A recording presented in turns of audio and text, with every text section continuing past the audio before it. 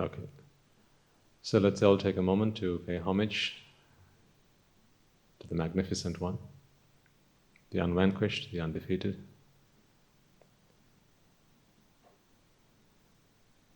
The master to 10,000 world systems. He who is the greatest teacher all sentient beings, all humanity has ever seen.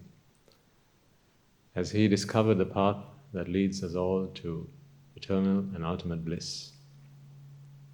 He discovered the truth that lay beyond us, and the path that we must travel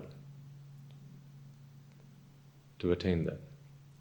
So, before we begin, let us bring our hands together to pay homage to the Supreme Buddha.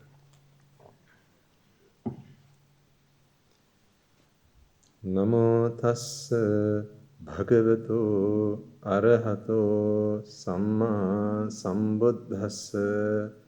Namo tassa bhagavato arahato samma sambuddhassa. Namo tassa bhagavato arahato samma sambuddhassa. Our teachers always remind us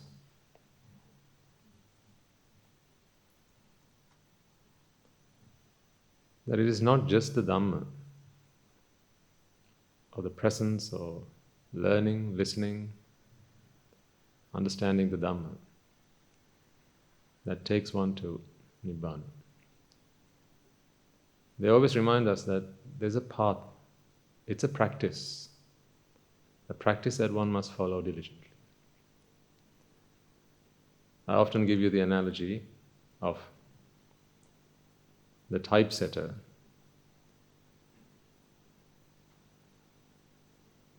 who checks every draft that goes out the publishing house, paragraph by paragraph, sentence by sentence, word by word, and letter by letter, every comma, every full stop, every page, passes under his scrutinizing eyes.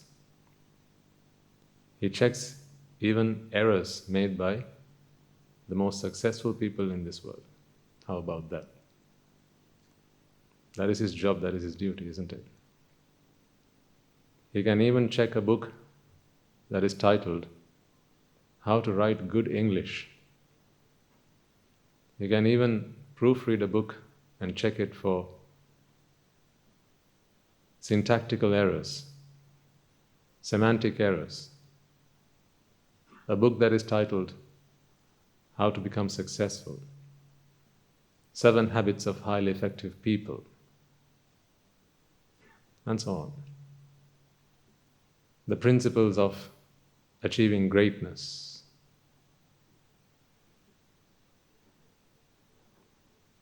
But if you stop to wonder how long he's been doing this, he'll tell you, I have 10 years of experience under my belt, and all these 10 years I've been doing this job. The job of doing what? Typesetting, proofreading, making sure that the books go out in good shape. But the books that he's been proofreading, he's been reading them. Of course, you have to read to proofread. But unfortunately, although he has all the knowledge, he's read all the texts, and he's assimilated all that information, there's one thing that he hasn't done, and he doesn't plan on doing. Because he's quite comfortable being a typesetter. Got nothing against typesetters, by the way. I'm just saying that is probably one of the best examples I can offer you. So they'll be doing it year on year, and life will pass them by.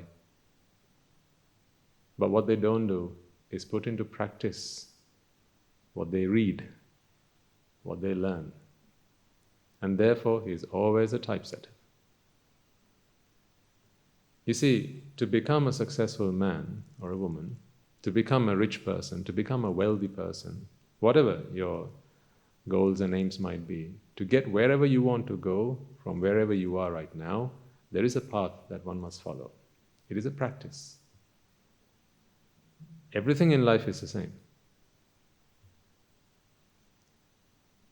You got to put in the work to get the results.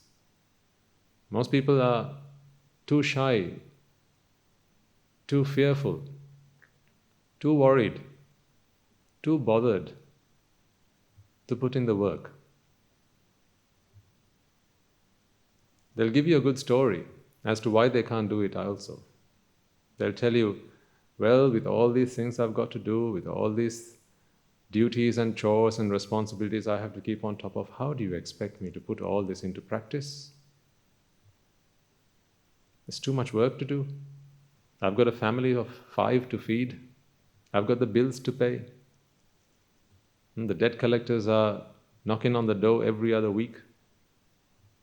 How do you expect me to put into practice all these things that are in these books? Is what they'll tell you if you go and ask them, how come you're still a typesetter? They'll tell you, well, look at all the books I've got to typeset. I've got no time to read them and put them into action, put them into practice. Because what they don't understand, folks, is for the world to change, you have to change. And if you change, then everything else will change. But that's what people don't like to do. Seldom do you find a person who's actually willing to change. And I believe you are an exceptional example of that.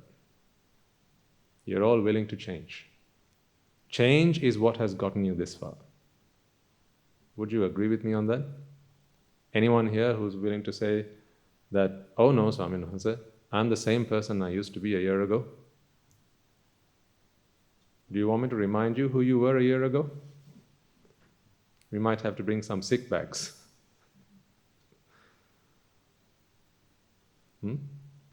How about 5 years ago then? 10 years ago? Oh, let's not go there. Some of you will start to get epileptic fits if I only remind you. The things you used to do, the things you used to say, the way you used to behave.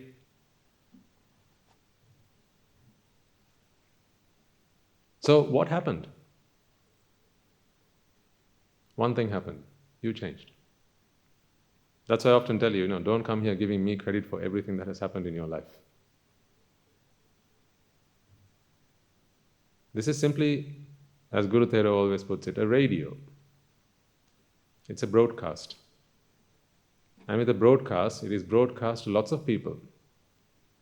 And the thing with broadcast is, it is down to each and every pair of ears that is fixed to a brain, which is then connected to a mind, to absorb that information,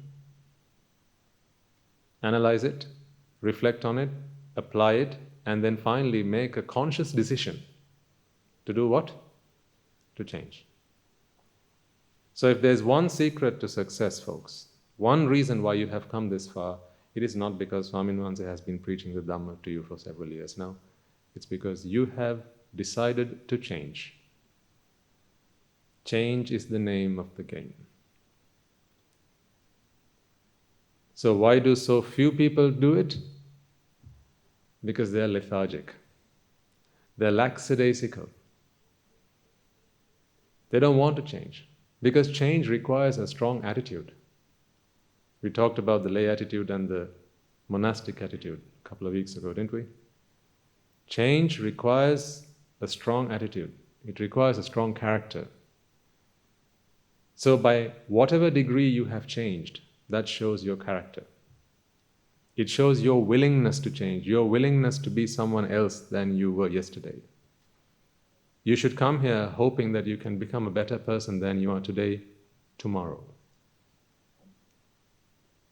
If someone comes here simply to, spend an afternoon, spend the day, spend a Saturday, because it's a nice thing to do to, invest a part of your life in the Dhamma. It's what we should do as good Buddhists. Ticks the boxes. Makes you acceptable to your neighbors, to your relations, because, in your social circle, it's one of those things you have to do, like going to the pub on a Friday night, sending your children to top schools, driving that particular brand of car, wearing that particular type of brand of watch. And if going to the temple is another one of those things you have to do to fit into your circle, social circle, and to keep up with the Joneses, then, as they say, far too many people spend their lives spending money they don't have, to buy things they don't want, to impress people they don't like. Agreed? And you live to tell the tale. Aren't we all just fine specimens of that? One quick visit to your bedroom, open the wardrobe, and you'll be, I'll prove myself. What you see in there. Take a good look around your living room, and these words will echo in your ears. People don't like change. Because people think that the world needs to change, I have to be like this, this is the way I am. Yeah, my way is the right way. And they even expect that of Nibbana. This is the funny thing. Because that's what they expect of everything else. That's what they've learned to expect, right? To live in comfort. Right? You don't like the old sofa. So to live in comfort, we must get ourselves a new sofa. A recliner sofa. This one's the old model. You got to sit upright. The cushion's old. It doesn't have the sponginess anymore. The recliner sofas are the next best thing. So, see, now the outside has to change for you to live in comfort. So you rid with the old and in with the new. There's a newer model car out there. It's more comfortable. It's safer. Everyone's singing praises about it. So, for you to live comfortably, for you to live in luxury, now the world outside needs to change. Every time, everywhere we went, everyone we listened to, everyone who taught us that to be happy, you've got to change the outside world. I'm just throwing a few examples. You have plenty more, I'm sure you do. So that attitude we've carried all the way to this ultimate goal that we have set ourselves, which is Nibbana. I know you don't subscribe to this idea, but what I'm saying is, just be conscious, just be careful, just be aware of this is perhaps your attitude that used to be. And you've come a long way to change that. You've made a conscious effort.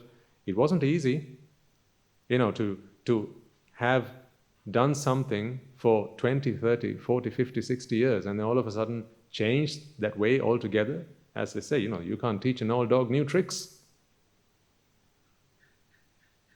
Well, you seem to have learned a few new tricks. So either you're no dog, or you've just disproved the old adage. You can teach old dog new tricks.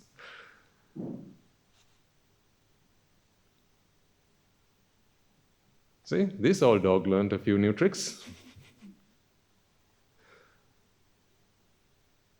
But it required a change of attitude. This is why I'm always going on about attitude changes, changing who you are. That is the hardest thing to change, I admit. I'll be the first to put my hand up and say, if you can change one thing and expect everything else to change for you, that one thing is you. And the hardest thing to change is you again. And there's a reason for that. The reason for that we study in our sermons, in our talks. The reason, the cause, and what we can do about it. But initially, first and foremost, it requires you to accept and acknowledge that truth. Before you begin to change, you need to admit and accept and acknowledge that, I know it seems tough. I know it's not going to be comfortable, because what I'm asking you to do is to step outside your comfort zones. This is uncharted territory. When you know the grass is green on this side, why wander out? just because I say so that the grass is greener on the other. It takes a great dose of courage and willpower, determination, resolve, compassion towards others as well as compassion towards yourself. Because this is like open heart surgery. One wrong step and you could go astray. It's possible, has happened. Because the funny thing about Nibbana is, as cooling as it is, as blissful as the end result might be, there are lots of things like Nibbana. That's the thing. There are lots of destinations which look very much like Nibbana, but they're not Nibbana. That is why I know, I have heard some people, especially, when we have foreign visitors, they come and ask us, Swaminansa, or Bhante, how come lots of different teachers teach lots of different things when you ask them what is Nibbana?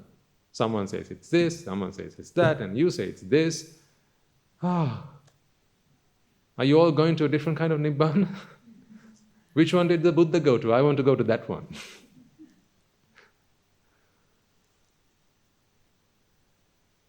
So, there are so many different varieties of it now that half the challenge is trying to convince them to undo what they have already done within their minds and to erase what they already know and to convince them to do that. It's not easy. You know what your name is, right? How easy do you think it'll be for me to convince you that's not your real name? The name that you have been using and referring to yourself and have been known among your friends for, God knows how long, and for me to convince you that that's not your name, it's something else? How much convincing do you think is going to be enough? No, even if I try, you stand up and you walk out. This monk has gone crazy. I've known something to be true for so many years. My hairs went grey, Swami Nahansa, right? Knowing that this was the truth, this is my name, and now you're trying to tell me that it's not? What are you talking about? You'll tell me. Now, even if I were able to tell you that your name, someone told you that it was your name. You didn't know it when you came into this world, so you had to ask someone what your name was, right? Yeah? Agreed? Yeah? That wasn't something you came into this world with. It's not like an arm or a leg. You had to ask someone, what's my name? But so even if you are willing to change that, see, some people are. Look, they're willing to change their names. Huh? Even if that's possible, there's something that's even harder than that. Something which you believe is the truth about existence. Something that begins to question your very identity. Oh, now we are talking. For me to tell you and for me to convince you that you are not who you think you are, you'll ask me, are you talking about my name, Swami? No, it's not your name. You talking about my gender? No, it's not that. I'm talking about you. You are not who you think you are. You mean to say I'm more important than I am? No. You're trying to say I'm actually far better looking than I am? No. None of those things. You are not who you think you are. In fact, you are nobody. And even when you say that you are nobody, it's a different connotation that immediately springs into people's minds. They think, well, yeah, I get that. There are so many more important people in this world. Everyone's someone. I know my brother is a doctor. My niece, he's an engineer. My wife's brother, he's a lawyer, and I'm just a nobody. I know. I missed the good years of my life. I didn't get my education. I didn't work hard. Yeah, I'm a nobody. No, that's not what I'm talking about. This nobody that you think you are, that is also a somebody. I'm saying even that body doesn't exist. See, now how do you convince someone who's not known for 50 years, but an infinitely long period of time, that they are somebody, that in fact they are nobody. This is why I say, folks, it's not simply a case of listening to a Dhamma sermon and understanding it and walking out and thinking, right, that's it, I'm done. Now I get it. This requires a practice. And that practice is what people are not willing to take. I don't mean generally, but I mean most people. They take a backward step the moment we say, are you willing to stay here and just do what I tell you to do for 10 years? If someone comes and says, right, I want to be a monk. I say, okay. I'm going to give you something to do. I want you to do nothing other than clean the toilets. Okay, well, for today. No, till I tell you. When are you going to tell me? That's the question they have to ask me. When are you going to tell me that that's enough? No, wait, I'll tell you when I'm ready. Yeah, but when will you be ready, Swami? What they don't realize is I've already started helping them to become a monk. But they're not ready to accept that. Because what they're waiting for me to do is to change them so that they become a monk. They're looking for that external change.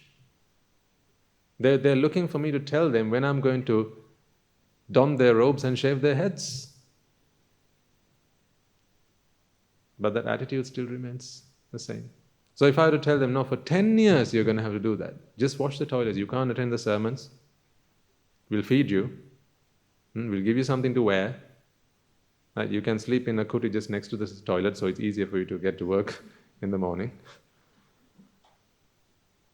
10 long years, you're going to have to do that. You're right. You're willing to do that. I think before you end the sentence, they'll be gone. It's not whether you're willing to wash a toilet or not. It's about, are you willing to engage yourself consistently on a path doing the same thing over and over and over again, because this is a practice. It's not a different flavor every day. You can't, like when you go into a restaurant, they say, the soup of the day. We don't have a Dhamma sermon of the day. We don't have a karmasthana of the day. It's not how it works. This is about one truth applied 1 billion times. Not 1 million truths. There's not 1 million things you need to understand.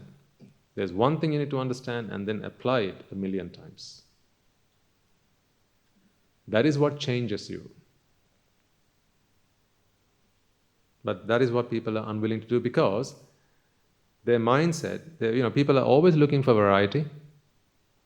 We discuss why that is the case, right? When people want a separate world, when they look for that variety. Variety is, as they say, the spice of life.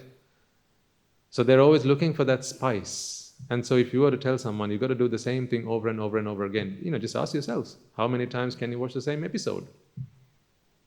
How many times can you sit in the same seat? How many times can you go on the same walk before you get fed up? How many times can you have the same meal for breakfast, lunch and dinner before you say, no, that's it, I can't take this anymore. Say its name one more time, I'm going to throw up. Or I'm going to throw it in your face. That's what I'm saying. This is, attaining Nibbana is easier than eating, what they say, curd. I'm borrowing that from Sinhala.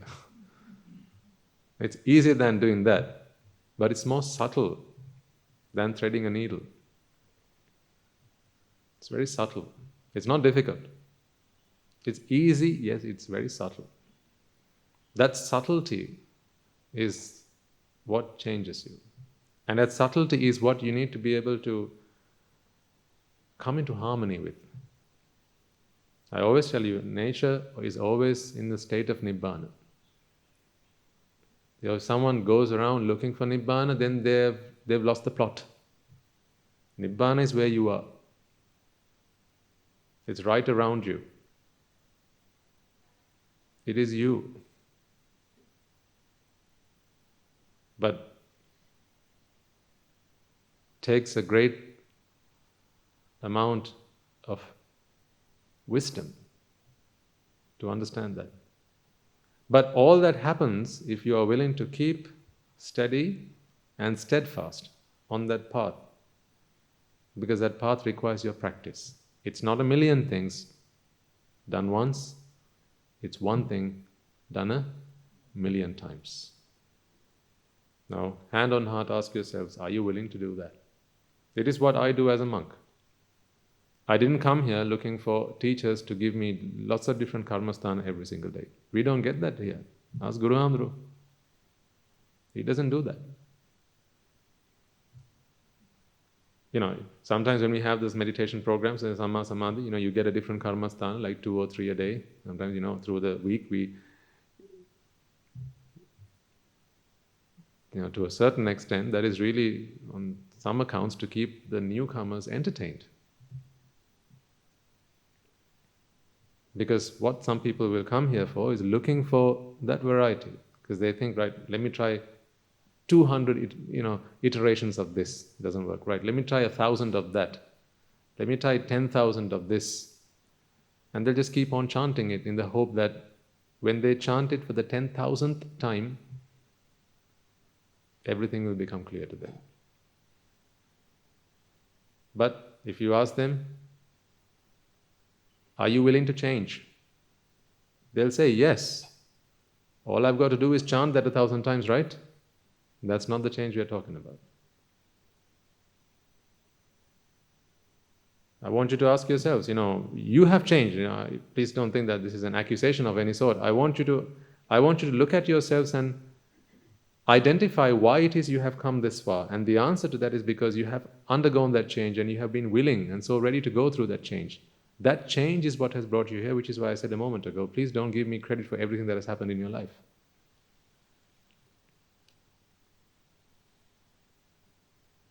In your mental eye, go back to your homes, go back into your workplace. When you're among friends, your behavior there, your conduct there is a strong determiner of whether you are someone who's a Buddha aspirant. I can't judge you on how you behave when you get here, when you're here, because when you're here, you're clad in white, symbolizing your purity. Yeah? You're here very calm and very quiet, very collected. That's because that's how you got to be. In a lecture, in a sermon, at the temple. So this may not be a true representation of who you really are out in the wild. Because the real test of character is when you are in the face of adversity. That's the best place to check who you are. The best place to check what you look like is not before a party in front of the mirror, right? Because by that time, you've done all of it. You put on your makeup, you're all ready. That's not the best time to check how you really are. The best time to check how you really are is straight after you get out of bed. Go and look at yourself in the mirror. That's what you really are. That's what you really look like. That's why the moment you see that, you think, oh God, I need to change this quickly before someone sees. And if you hear a knock on the door, wait, don't get it yet. I'm not ready yet. Hold on. 2 minutes, please. And you run into the washroom, wash and check all the chores, checks and balances. Hair, you got a checklist, right? Before you meet someone in the morning. Only your very trusted and close relations are allowed to see you in the way you are first thing in the morning, right? Sometimes maybe it's just the person who sleeps next to you. They are the only people who are allowed to see. In some relationships, not even them. You think I'm joking? Some people are so obsessed about what they look like that they're not even happy for their partners, their husbands or their wives, to see them first thing in the morning. They cover their faces, or they'll wake up before their spouse does and then go into the washroom, print them up, wash them, make up, whatever, and say, "Hi, honey, good morning."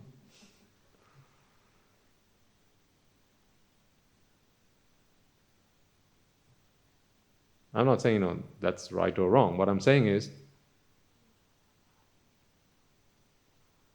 the true test of who you are is who you are in the face of adversity. So, in those moments, folks, don't run away from them, because you'll never find a better time to check who you are.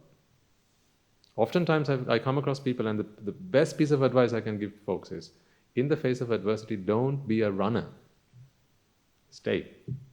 Stay to find out who you are. Don't do a runner. Stay to find out who you are. If you do a runner, you'll end up a runner-up. But if you stay, you'll end up the winner. Stay and find out who you are. When things are not going to plan,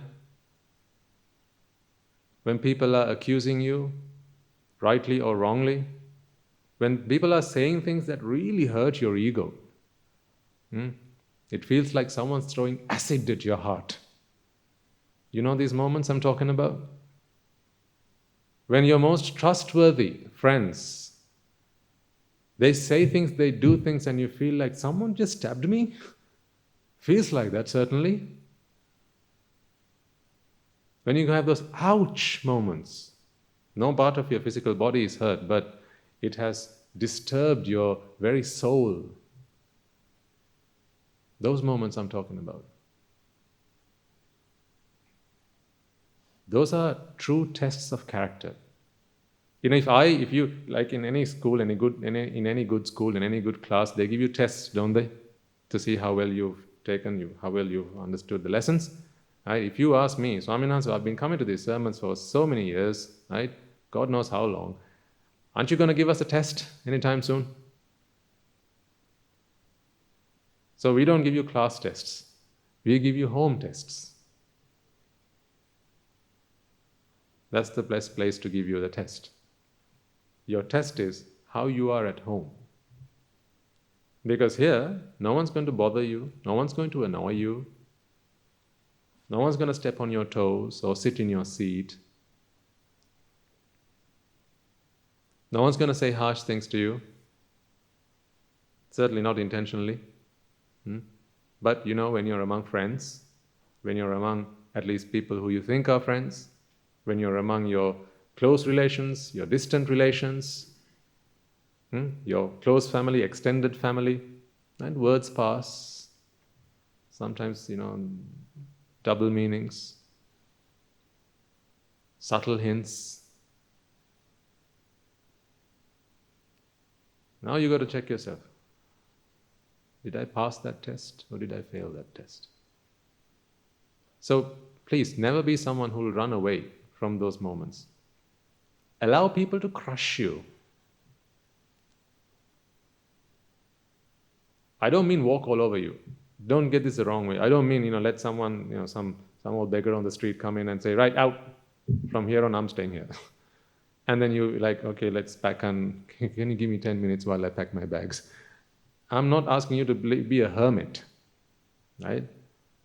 Be an ordinary human being, that's fine. Just be, live respectable lives, that's good. But what I'm saying is, allow people to mentally crush you. And see if you are like a flower. Because a flower gives fragrance even to the hand that crushes it. See if you are like a flower. You don't have to take a flower plant home and plant it and put fertilizer and water and everything for it to give you fragrance, right? You can even crush it. And now smell your hand. What does it smell like? It smells fragrant.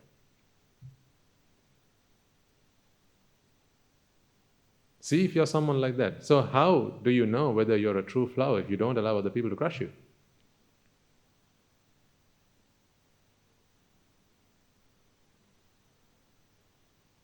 Those are the moments that really test you. And your practice should get you there. This is why I tell you, folks, that whenever you practice the Dhamma, right? Whenever you sit here, listen to a Dhamma point, maybe something new, something that, that's a good way of applying the Dhamma. What's going to get you results is what happens after that. I've said something, you've gotten it, yep, fair enough, but what really makes you change, what helps you get there is what happens after that, what you do after that. Homework is very important in this lesson, in this subject. It's almost the be-all and end-all. Your homework. How you apply what you learn here. So allow problems to come to your life. Don't walk away from them. Remember, if you run away, you end up a runner-up. If you stay, the winners are those who stay till the end. Those are the winners. They stay till the end.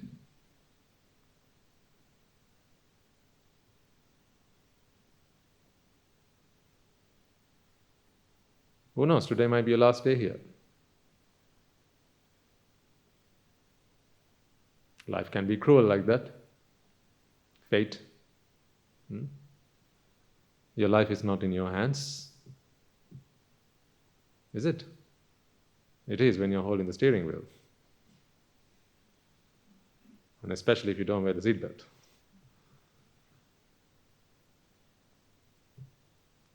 But life is generally not in your hands.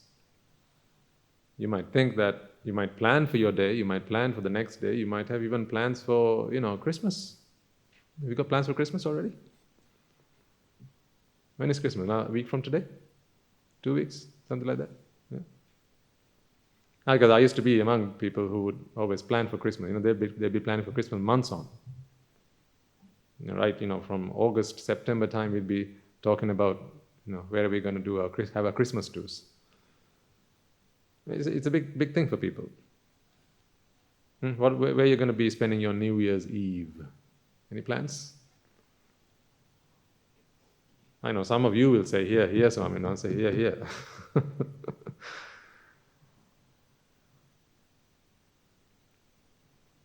Now, for some of you who are not here, where have you planned to spend your New Year's Eve? You've already planned for all that. You've planned perhaps your next birthday. What do you want to do for your next birthday? Where are you going? Scuba diving? Sky jumping? What's your plan? Whitewater rafting? Oh, whale watching.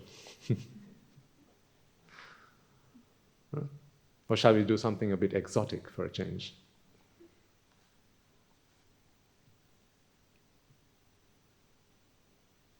Plans, so many plans. Those plans, they're like a dream. It's like the carrot that's always hung in front of the donkey. Those plans just keep moving you on, one step at a time. Makes you forget everything that's on the periphery. That one focus just keeps you going forward. You can smell the carrot from here, isn't it? What are we today? What's the date today? 9th? 10th? 10th? Yeah, 10th. So what? Christmas is what? Just another 14 days from today. 14, 15 days from today.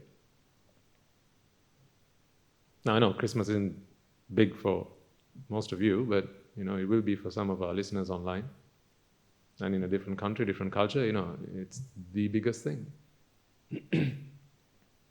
Christmas trees will start going up. And then people will be talking about, how big the tree is and which tree is the bigger tree and how many lights go on the tree. I'm not saying any of this is bad. What I'm saying is, while you're planning for all those things, life is passing you by. When you've forgotten why you're here, when you've forgotten the plot, then it's like when you watch too many adverts while you're watching an episode of a teledrama. Sometimes they play so many adverts, you forget which one's the drama, which one's the advert. Because sometimes it's the same people, it's the same characters also in the advert, right? Husband and wife in one is mother and son in another. And that's the advert. You wonder, hang on, which one is the ad? So in the same way, right? You are all here. You all not. I don't mean necessarily here. I mean here. You were born to do one thing. Perhaps some of you may have forgotten. So I'm trying to help you remind yourselves. On previous occasions, you would have met Buddhas, Bodhisattvas, and before them you might have made aspirations. I will somehow become a human being. Perhaps, your previous births, you might have been devas and decided, right, I'm going to be born a human being and I'm going to attain Nibbana and I'm just going to make sure that I go into this world at a time when the Buddha Dhamma prevails. So here you are. Right? That plan worked out. So you're here now. And then what happened? You lost the plot.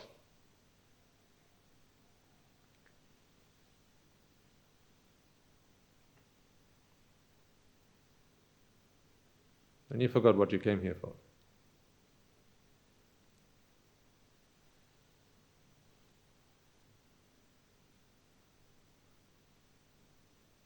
I'm talking about your life, talking about what's happened with your life, what will happen with your life.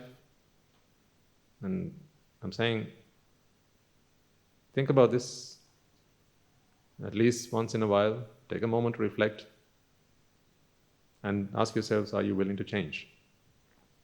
Change is the name of the game. You have changed. That's why I asked you a moment ago. Go back 6 months, go back a year, and ask yourselves, are you the same person you were then? Clearly the answer is, no, you are not. You have moved forward, sometimes in leaps and bounds, and all that is good. It is that change that has brought you here, that has got you this far in your life, and therefore it is change that will take you the rest of the way. So whenever you listen to something, whenever you learn something new, please, please, please make sure that you take that and you take it into your lab of life. Embrace those adversities. Embrace the vicissitudes of life, the ups and downs of life. Nibbana is not running away and trying to find a comfortable place to be. That is not what Nibbana is. Please don't for a moment think that that's what Swaminatha has done in leaving his lay life and coming into monkhood. No. I didn't run away from the problems of life. I ran away from the people I had to associate who continued to put into my mind poor practices, the wrong methods. And they almost made it their aim of life to keep me ignorant. But you can't blame them for that because they didn't know they were ignorant in the first place. That was one thing. And secondly, what I ran away from was not the problems of life. What I ran away was from my attitude. I wanted myself to change so much so that from the day I got here, I have allowed the people that have come into my life to change me for the better. Even today, I'm willing to change. If any one of you can, for instance, come and tell me, Swaminatha, all this that you understood as the Dhamma, as Nibbana, I see a flaw in that. It's not true. It's not right. I've got the answer for this. Are you willing to listen? Are you willing to learn? Of course. I'm willing to put out everything I know and start from scratch. But I'm not just going to take it just because you say so. It needs to be convincible. So even to that extent, I'm willing to change. And open-mindedness is an attitude that you must always have. Even a Sotapanna. Even one day one becomes a Sotapanna, they should still be willing to put out anything that they already know, and they should be willing to learn and see if that makes sense to them. That doesn't mean anything and everything goes. What that means is, they need to be able to reflect, understand, analyze, and comprehend if that is the truth.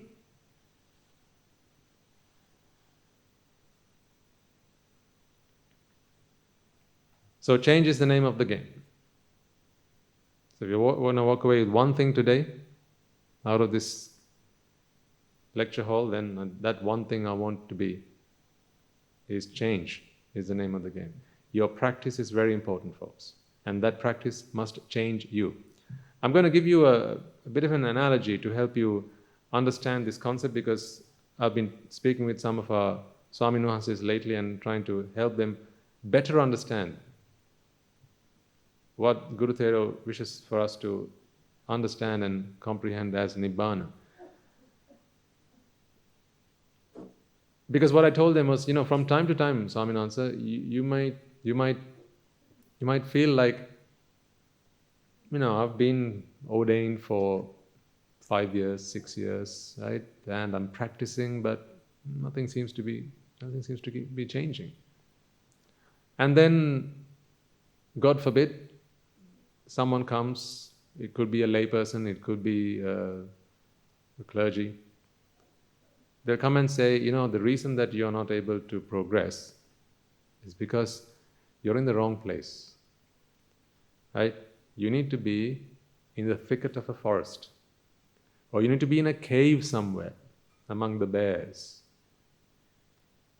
among the lions and the tigers, away from civilization. You need to be able to go and beg for your food. Here you get it, it's given to you.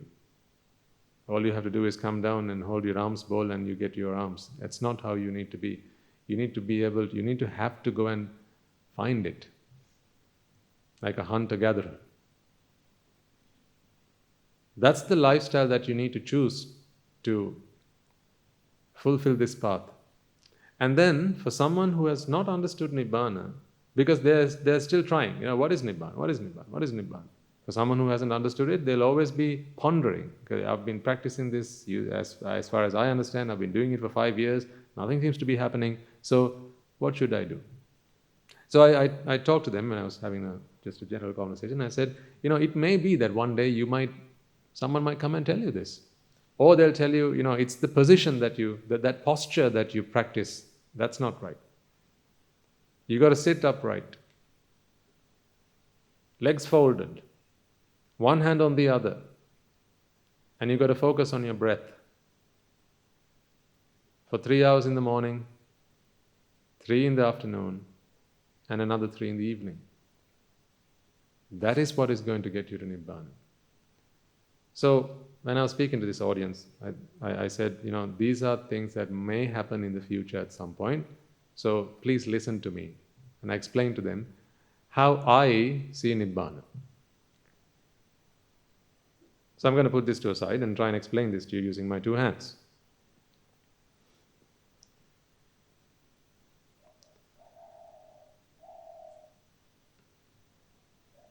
Imagine this is the mind. Okay?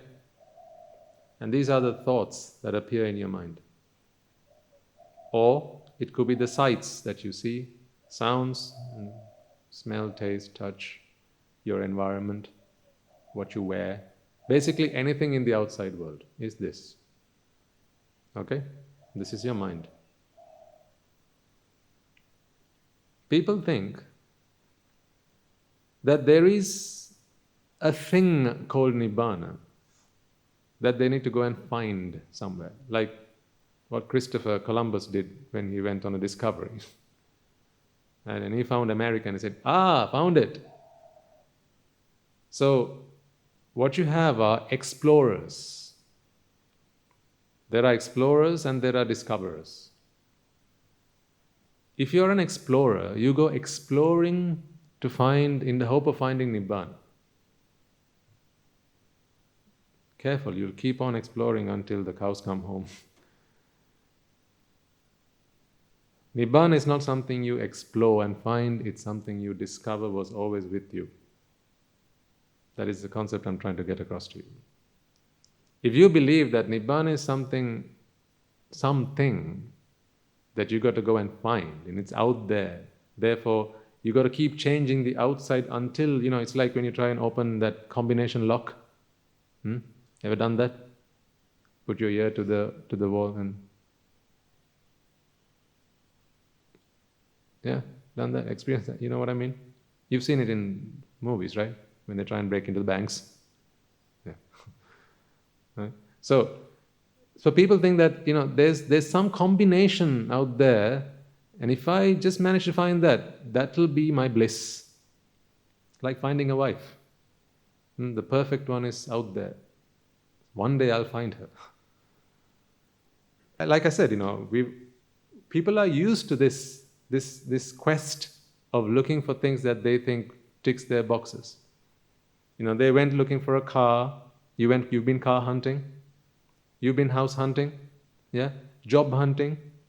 Yeah, girlfriend hunting. Boyfriend hunting. Second girlfriend hunting. On the side hunting. Restaurant hunting. When you go to a country and you want to go and see the places of interest, you go on a website and you go hunting again. As I said, this is the hunter-gatherer mindset. We've always, it's sort of in our DNA. We always used to hunting and finding what we wanted. So because this is what we've always been used to, we believe that Nibbana is also something that we have to go hunting for. So people go exploring, thinking that one day I'm going to find Nibbana, and it looks like this. So they're ready. Now, if it's got to be something like this, then of course to accept that you've got to have something like this, right? That's when it's complementary. Yeah. So they're always like this, with a mind like this. They go looking for something like this, and if they come across something like this, does that fit? No. So they say no. Doesn't work. Give me something else. Next day they find something like this. Does that fit? No. Give me something else. Next day they find something like this. Does that fit? No. All along the way, what they didn't realize was that was where they lost Nibbana. Nibbana is this, not this. 99.9% of people in this world, on their quest for Nibbana, will go exploring in the hope that one day they will find it. So when lay life doesn't work, they'll try monastic life. When monastic life doesn't work, they'll try again what? Lay life. That's the way it works. When that doesn't work, they'll try the life of a hermit. Remember the Bodhisattva? He was like that. When he renounced his kingdom and he went looking for a teacher, he thought that the teacher would be able to teach him Nibbana. In other words, he thought that he would be able to go to someone and they would give him, served on a plate, "Here you go, beta, Nibbana." That's what he thought he would be able to find. And ultimately he discovered, none of these seem to be working. I've gone to every teacher under the sun on this blessed land, and no one seems to be able to give me Nibbana on a plate. Then he realized, perhaps change needs to happen within, not without. See, these are when this is what you're looking for, folks, this is adversity. Doesn't fit. That's when you cry. That's when you weep. That's when you mourn. That's when you grieve. See, doesn't fit. And what happens when you eventually find something like this? Woohoo, party. That's time to celebrate. All the bells and whistles, and call the friends over, cook a nice dinner, throw a party. But this is always changing. So it's not always going to be that size. It's like your foot. One day it fit into your shoe, the next day, now you're going to have to go and find a bigger shoe. Wouldn't it be easier if you just learned to walk without shoes? as I have done. Just think about it. Huh? When I first started wearing shoes, I think I was 5 or something. Right? And then from that day on, would you believe it? Until I was 25. Every 1 or 2 years, usually every year, I'd have to go and find a bigger shoe.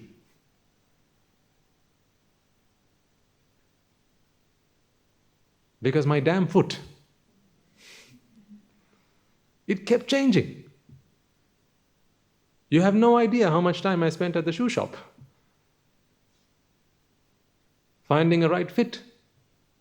And then they'd give it to me, and then I'd walk up and down the aisle, making sure that it was comfortable with the laces, without the laces, with the Velcro, with the strap, tightening it, adjusting it. You have no idea how much time I spent trying to find the right shoe. And then when everything was fine, I said, do you have it in another color? And after all that, a year and a half on, what happened? My foot.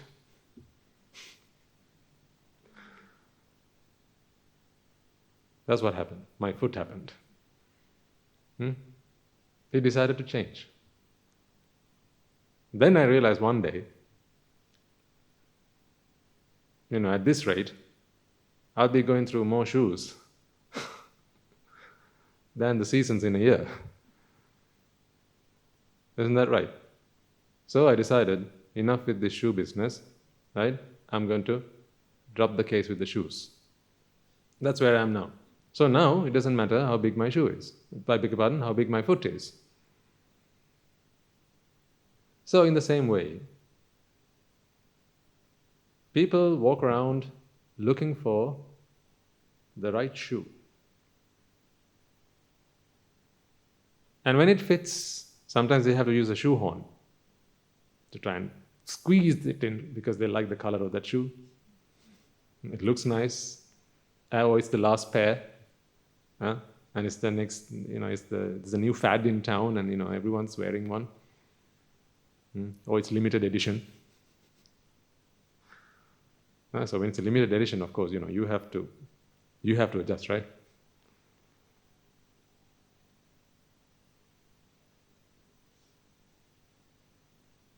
So people walk around trying to find the right shoe. The problem is the foot keeps growing.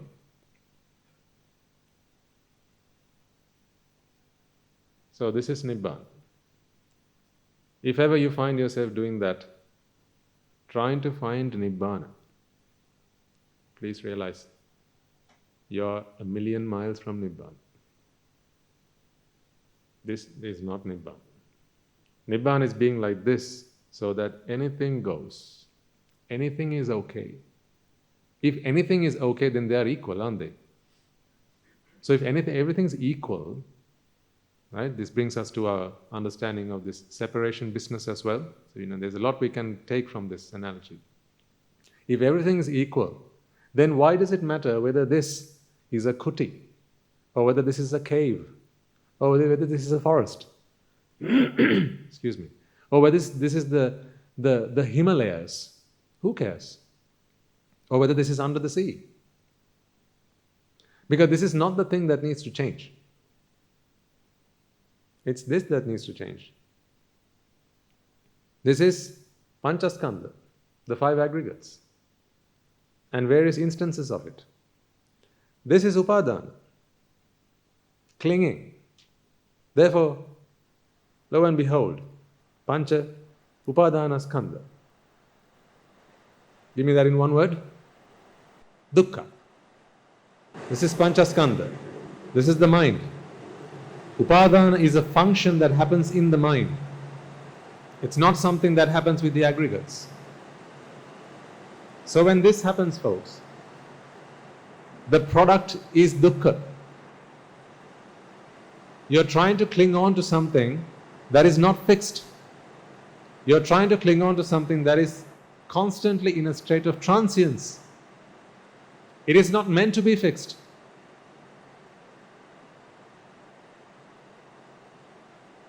Its very constitution is subject to change. Change is what brought it to being.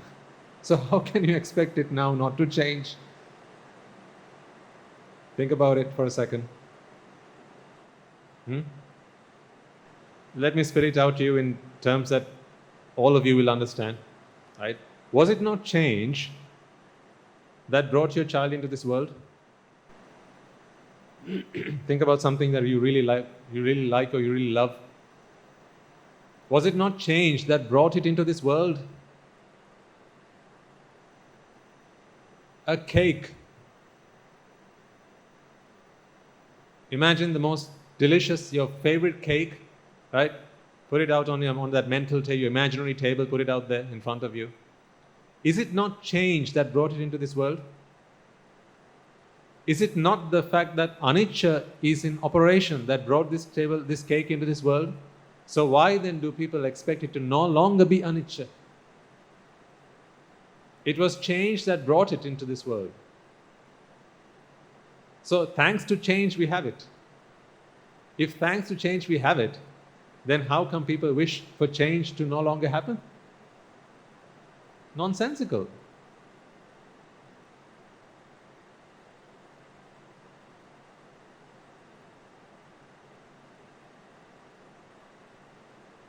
So get it straight in your heads. This is Nibbana. So when I say you need to practice Nibbana, put this into practice, put the Dhamma into practice, how do we make sense of that? The Dhamma teaches you the nature of this. Nature of this. And it also teaches you the nature of this. Here you have the Four Noble Truths. Okay? Here you have anicca, dukkha and anatta. I'm loving this sermon. I hope you are too. Here you have the Four Noble Truths. Here you have anicca, dukkha and anatta. Suffering, cause of suffering, eradication of suffering, and the path to doing that.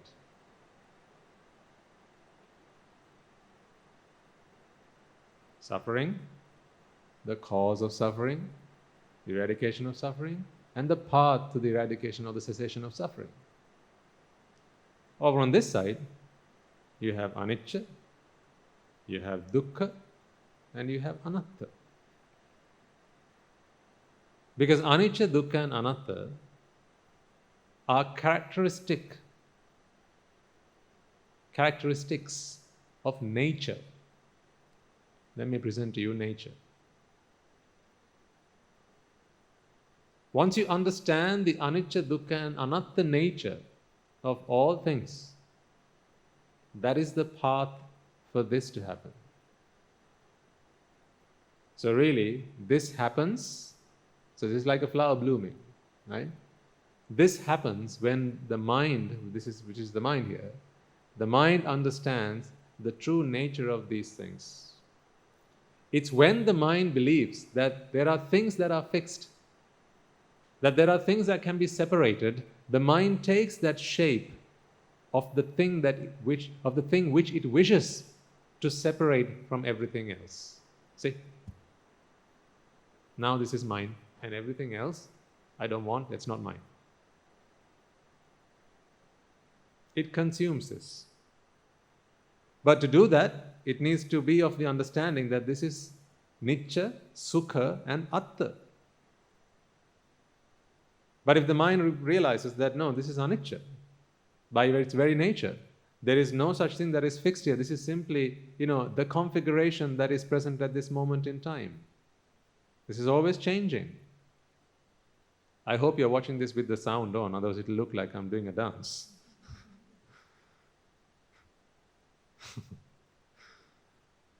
Huh? So, this is the constantly changing nature. This shape is simply a manifestation of the causes that are in effect right now. This is cause and effect in action. This is the effect of each of these causes. Remember we talked about the music last week? Yeah, this. That's one cause. That's one cause. But when the two of them are played together,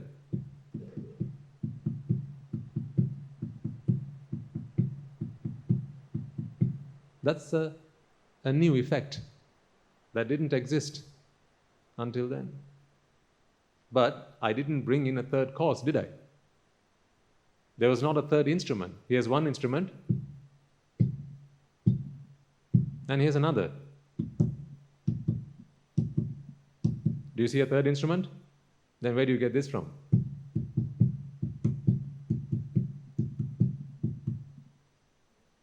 Exactly.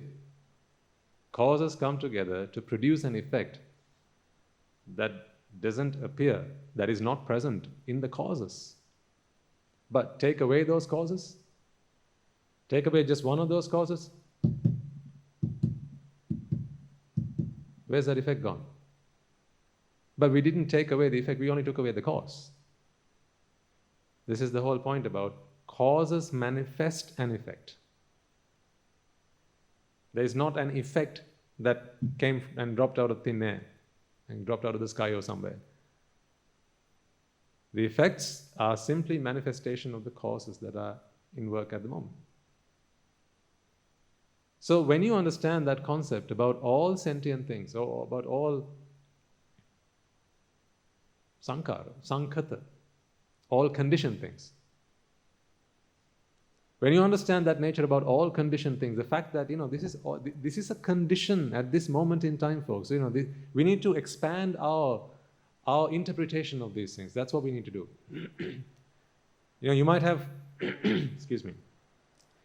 I'm sure you'll have understood the meaning of this word conditioned as something that was conditioned and there it is. Right? There's a conditioned thing because there are causes, there are parts, there are component parts that make it, and therefore it's a conditioned thing. What I'm asking you to do now is, that is true, but let's expand that. I will step into the next dimension, expand our horizons here. It's being conditioned every moment. That is why they say it's conditioned. It's like the aircon. You see the setting on that air conditioner? Says it's 26. So, once the room is at 26 degrees, what can we now do to the air conditioner? Switch it off, right? Can I switch off the air conditioner? Why not? Because what the air conditioner does is it maintains this temperature. Meaning, this temperature that you experience right now, it is always conditioned. Therefore, the aircon is air conditioning. It's a process. Although you see a machine, what it's actually doing is a process. That process is constantly at work, conditioning, and always conditioning. Provided it keeps on conditioning, you will experience what you experience right now. You switch it off for a few minutes and you will realize what I mean. So, all conditioned things are conditioned because it is the manifestation of those conditions. So, this is a conditioned entity, meaning there are causes that condition this all the time. Not like it's conditioned once and now they can go away, they can retire. I drew the circle on the board the other day, a ring, yeah? Children stood in a circle, right? Now you ask them to walk away, where's the ring now? It's no longer there. So a ring is something that is conditioned. Make sense? It's a manifestation. All manifestations are conditioned. It's a conditional manifestation. So this is the thing. This is what we need to understand. So what is Nibbana then? Nibbana is understanding, comprehending this truth that all things are conditioned. In every state, they are conditioned. So in Michigan, it's conditioned. In Wisconsin, is that what I mean by every state? No, whatever state you find it in, right? It's conditioned. It's always conditioned. So when everything is conditioned, The mind needs to accept this. And if the mind accepts this, now it's not going to set expectations on this sankhata or on this conditioned thing, expecting it to be that shape, that size, that configuration, and for it to be like that forever. Now, when change happens, there's free room to move, you see. But if it's like this, no. But remember, you can't stop this from changing, because this is changing by very nature. Is it because you understand anicca that the world is anicca? Or whether you understand it or not, whether you acknowledge it or not, it's still anicca, right? So it's not like everything became anicca after the Buddha attained enlightenment. It was always anicca. The Buddha is simply an understanding, it's a realization. Enlightenment is a realization. Realization of how the world really is. So no one changed the world. He didn't change the world one bit. All he did was he realized, this is how the world is. So what happened to him under the Bodhi tree? Someone who was like this went on to become someone like this. That was the blossoming of his mind. That was the enlightenment that he achieved. And then from then on, the same things happened. There were still the Devadattas. There were still the Devadattas. His Buddhahood didn't change Devadatta one bit. In fact, without the Buddha, Devadatta would have been a better person. At least in this birth, wouldn't he? Thanks to the Buddha, now see where he's gone. Had it not been for the Buddha, he probably wouldn't have committed all those heinous sins.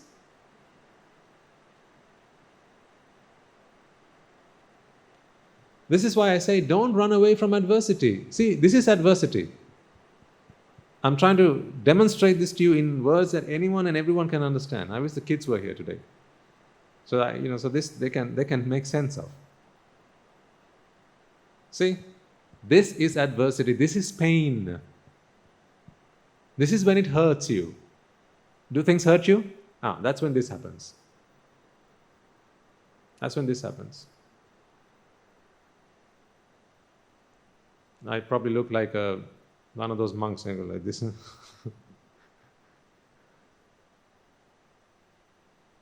This is when it hurts you. Now I'm not getting ready for a fight, okay? Kung Fu fight or something. This is when it hurts you. This is when it pleases you.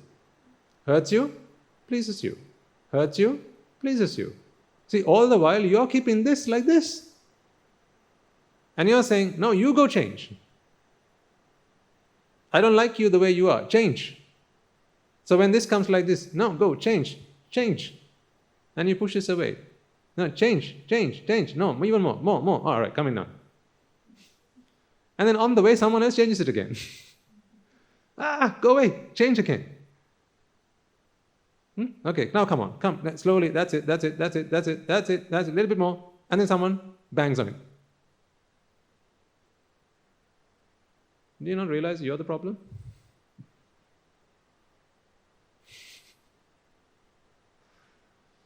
See, this is the problem. You're clinging onto things. Not you are clinging onto things, you're clinging onto things. Your clinging is the problem. Your expectations are the problem. I've said a million times, expectation is the biggest culprit. You only do this because you believe that these things are fixed and these things are separable. This shape, you have desire for it. Shape here obviously represents, a configuration, right? This could be anything, right? From size, weight, height, color, right? Smell, taste, touch, anything.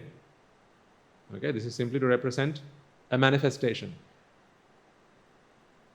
When the mind is prepared to let go, now no matter what comes, the mind is ready and willing to accommodate whatever.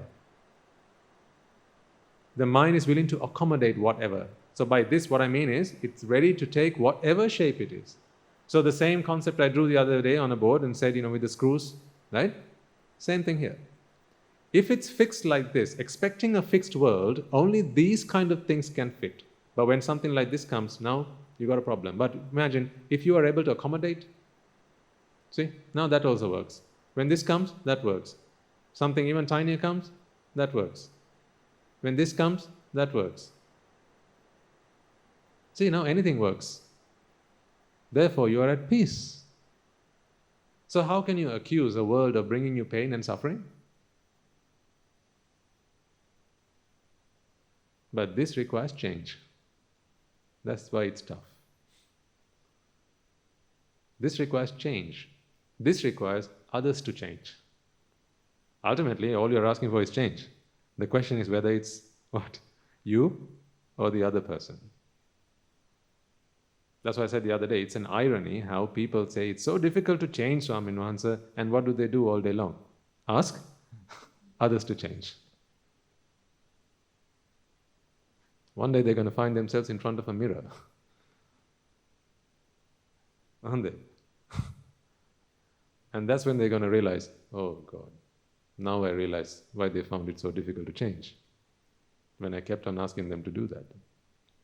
The sooner you get yourself in front of that mirror, folks, the better for you. So yes, don't stop asking for change. Just do it in front of a mirror. Stop looking out the window. I've said it to you in these words a long time ago. Stop looking out the window and look through a mirror and ask for that change. I'm not saying stop changing. I'm saying keep on changing. Just make sure you're looking through the right kind of glass. There's one kind of glass, you look through that and you ask for change, you'll always be in pain and anguish, frustrations and annoyances, botherations.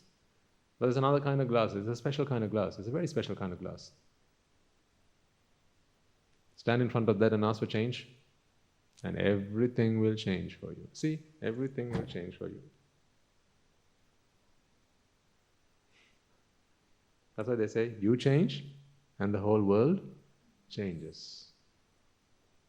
Doesn't that feel comfortable? Doesn't that feel comfortable? Doesn't that feel comfortable?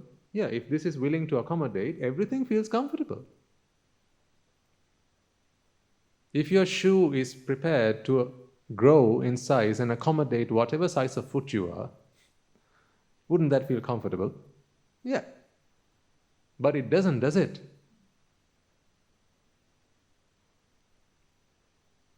That is why you are in pain. That's why from time to time you look for a different shoe.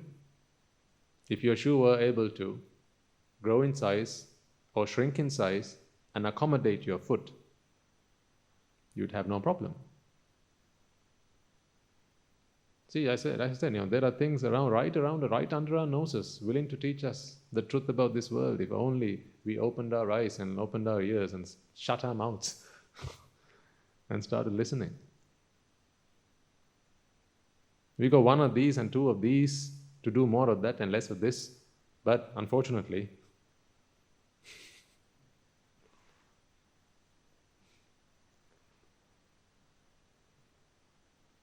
what do we do more of? More of this and less of this. We do twice this. No, we do twice this with this. And we don't even do half of this with this. But we've got two of them.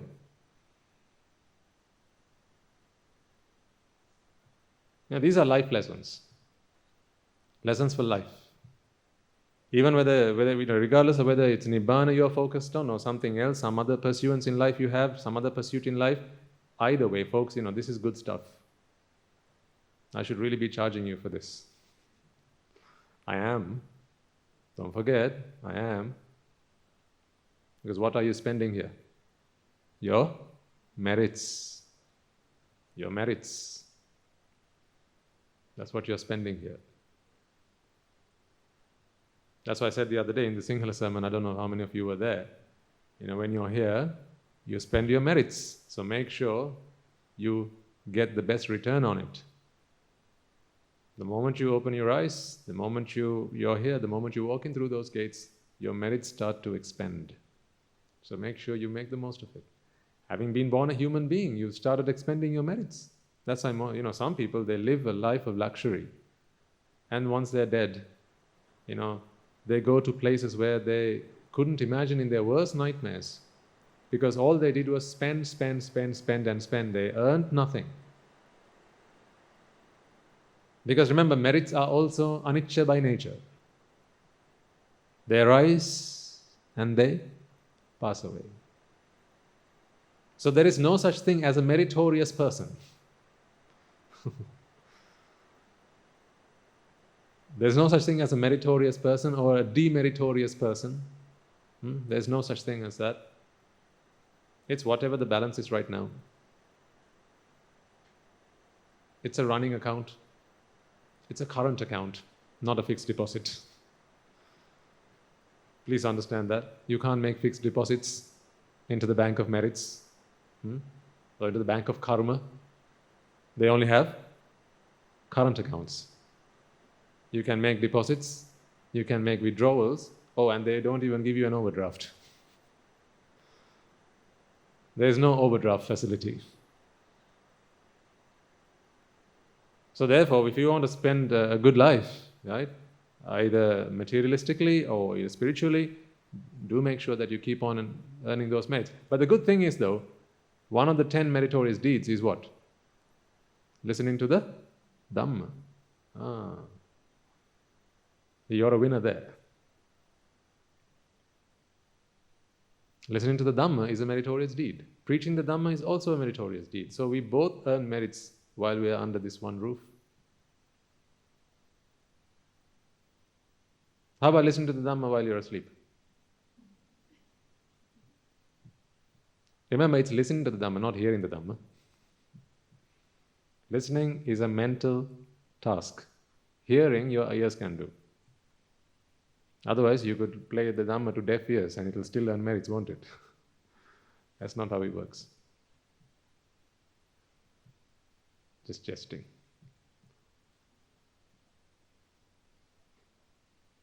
Now, ask yourselves, do you have the right attitude for Nibbana? Are you willing to change yourself? Are you willing to accommodate anything and everything?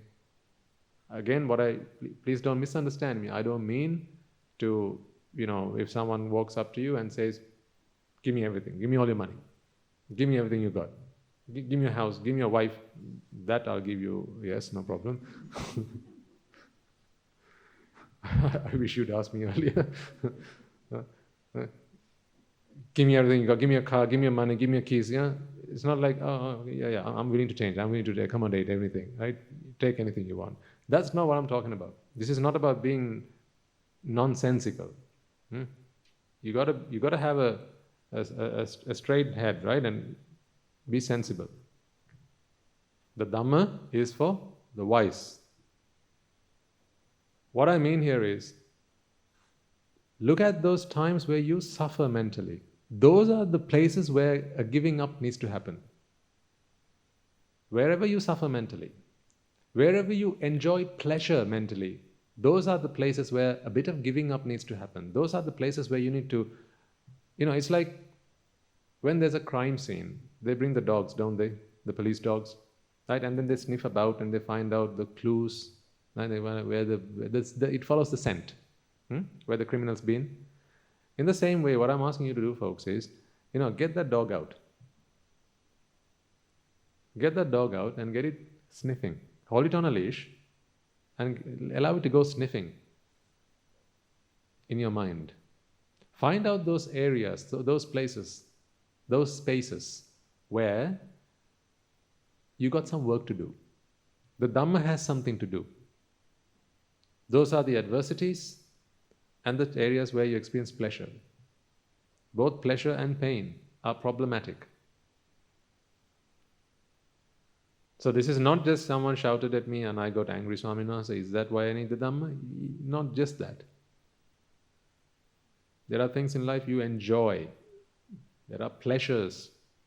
So again, I need you to be crystal clear here that what I'm not trying to say is that Buddhism is such a negative approach to life. This is about aiming for a happiness that is beyond the sensual happiness that we are so used to. That's why pleasure and happiness are two very different things, and I've been trying to drill this into your heads since dawn. Pleasure and happiness are two very different things. Pleasure is what we experience when there's relief from a vexation. It's that relief you experience when there's a fit. That's when you experience pleasure. This is when you experience pain. And this is when you experience happiness. Or willing to accommodate whatever happens. If it's this, it's this. If it's this, it's this. If it's this, it's this. See? Anything goes. That is happiness. This is pleasure. This is pain. Now I think we can start preaching to the deaf.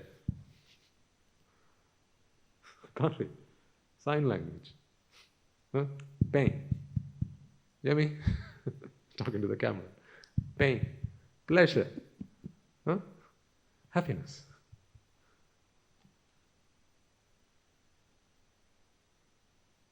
I'm trying to put it as simple as I can, so that everyone and anyone can understand this. This is not rocket science.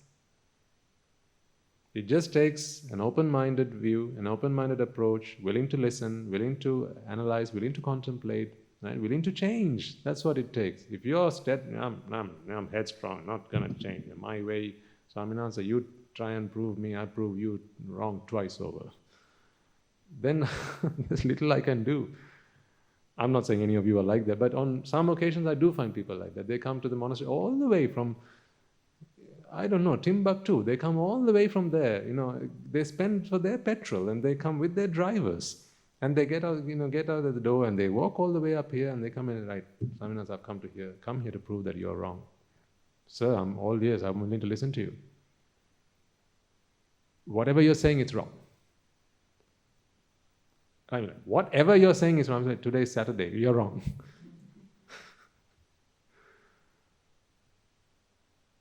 See, they've got a fixed mentality. Never be someone like that. Always be a student. When you're a student, the good old saying, right? The teacher appears. So this is not the teacher. Wherever you are the student, the teacher appears. Whenever you're the student, the teacher appears. That teacher could be your 6-year-old. Remember, your 6-year-old is willing to teach you, if you're willing to listen. The autumn leaves as they fall off the trees are willing to teach you, folks, if you're willing to listen.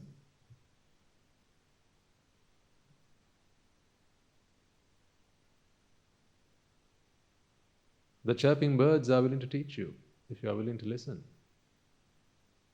Because all of them have this, by their very nature, the nature of anicca, the nature of dukkha, and the nature of anatta.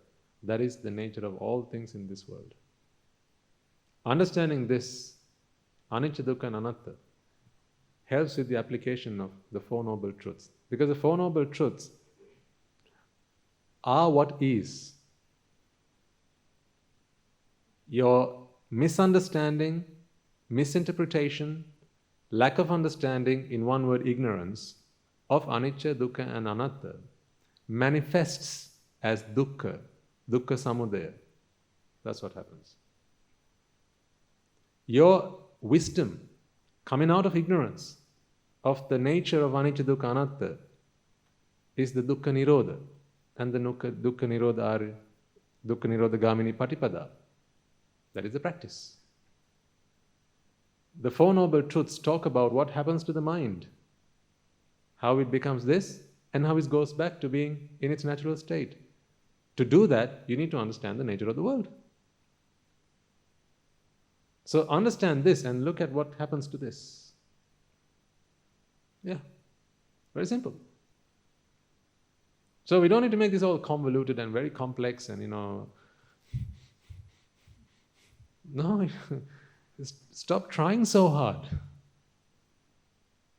Take a deep breath and just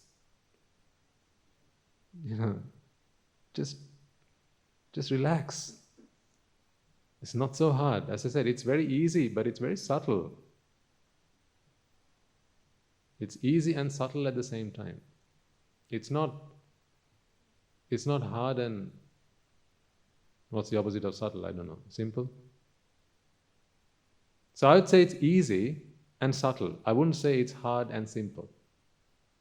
I think that's how I'd put it. I might be wrong, but that's how I read it just at this moment in time. Nibbana is not simple, but it's easy. Okay? It's not hard, but it's not hard, it's easy. It's not simple, but it's subtle. So that's what you got to put on the balance. This is why you need a teacher. A teacher will help you work out the subtleties. That's why, as I said, even to this day, there are so many variants of what people believe Nibbana. Every person you walk up to, clay or not clay, or not clay, lay or cleric, they will have their own interpretation of Nibbana. How many channels are there on the YouTube? So many different channels, and each teacher you listen to, they'll give you a different variant of what they say Nibbana is. So you might ask, well, how do I know this is right then, Swami? Answer. Yep. That's the thing. There, every man to himself. All I can say is, I think unanimously, everyone says merits are a good thing, because you can't deny that. The Buddha has said in his own words, in plenty of sutras, right? Merit, merit, merit, merit, merit. He keeps going on about merits. And he says, to help one to become a Sotapanna, you need merits. To one become a Sakrudagami, you need merits. Anagami, you need merits. To become an Arahatan Vahansa, you need merits. To become a Pacceka Buddha, you need merits. And even to become a Samma Sambuddha, you still need merits. Right? So if in his words, and we believe that the Tripitaka is right, if merits is like this magic potion that helps you to get to where you want to be, then all I can suggest and advise is, do merits wholeheartedly and let those merits guide you to the right place. If this is the place for you, you will be here, you will remain here. If it's next door, then may it take you there. May it take you there, because wherever your merits is going to do its magic, that's where you need to be. Because let's not fool ourselves, it's not like every Arahant was born in this temple. We don't even have one yet.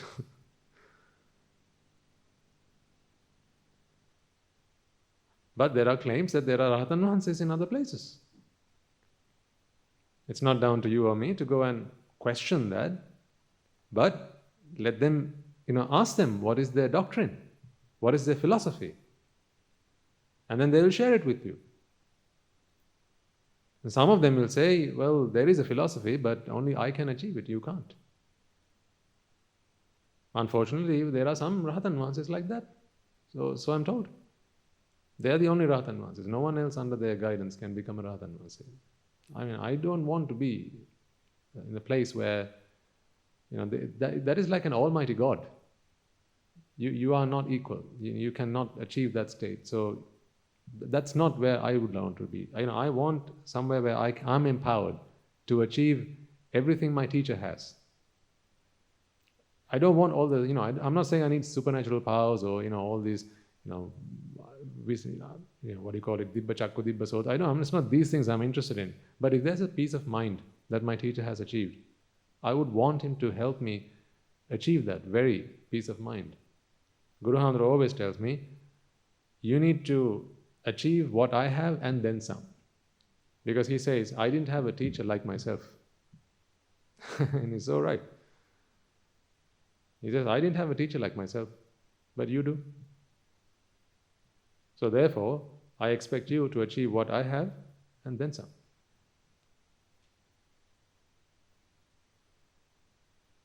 So all I can say is, let your merits guide you. With that determination, you engage in merits. If your Nibbana is at home, then our Swami Vahanses will disrobe and they'll go home. Carry on doing merits. Even we ask the Swami Vahanses to do the same. If as a layperson, your Nibbana will come closer to you in your ordained life, then as a layperson, engage in merits. All the time, this is the advice I give my parents as well. I know, they're past the age where they can come here, but what I tell them is, whether you understand what Nibbana is or is not, Appachi, just carry on doing merits and hope for nothing other than realization of the truth. Whatever that truth might be, those merits will guide you to that. Carry on doing merits in the hope that may these merits help me to attain bliss. Because I ask you, have you attained that bliss now? And he says, no. That much I can promise you, Swaminatha, I have not attained it because there are still things that bother me. Plenty of that. So therefore that is not bliss then. Then I explained to him, well, bliss is a state where you can be someone like this, not someone like this, always looking for something that's going to be complementary to your expectation. Be someone like this. You are not there yet, are you? He says, no. Well then, carry on doing merits. You will find a teacher who will teach you how to become like this. You will get yourself into the right environment, and that will help you to get there. That is the best advice I can give you. So I can't answer your question, is this the right Dhamma, Swaminatha? Is this where I'm going to attain my Nibbana? If you ask me that question, I can't give you an answer to that, because it wouldn't be right for me to say that. Because ultimately there, every man to himself. But what I can tell you is what I do. If it happens that what Guru Thero says is not the path to Nibbana, then may my merits guide me elsewhere. That's the same thing I share with you. You know what? Guru Thero tells the same thing to us. Ask any monk you meet, any Anagarika Mahatma or any Anagarika Mahatma, and they'll tell you, he says, engage in as much merits as you possibly can, always resolving with the resolute that you should attain Nibbana, the ultimate bliss, and if I am not the right teacher for you, then may those merits guide you to the right teacher. Because he is not of the opinion that it is under his guidance we should attain Nibbana. He just wants us to attain Nibbana, that's it. It doesn't have to be him doing it. Because the way he preaches to us and the way he teaches us and what he teaches us, this identification with the self is the problem. So therefore, he can't expect that it has to be under his watchful eye, under his guidance, that we have to attain Nibbana. He just wishes for us to achieve that, not under him or with him or next to him.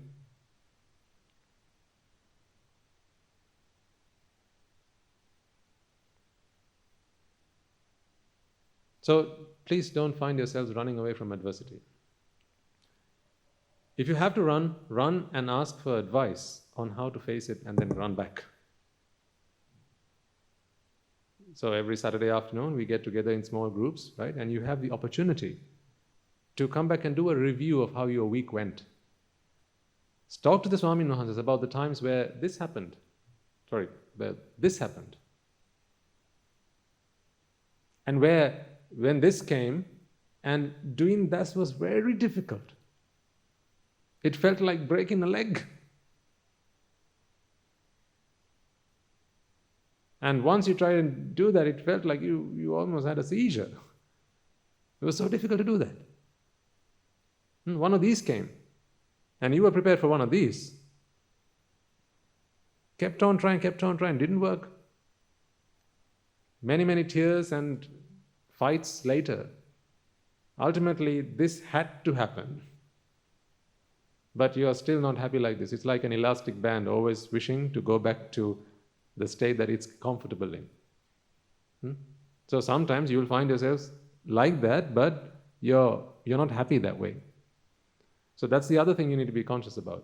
It's not simply enough to be able to accommodate. You need to be able to accommodate gladly, peacefully. If that peace is not inside, then what good is it that you have accommodated? Isn't it? That peace you have to have inside. Because what is Nibbana if not peaceful? Etang santang etang panitang. This is peaceful. This is blissful.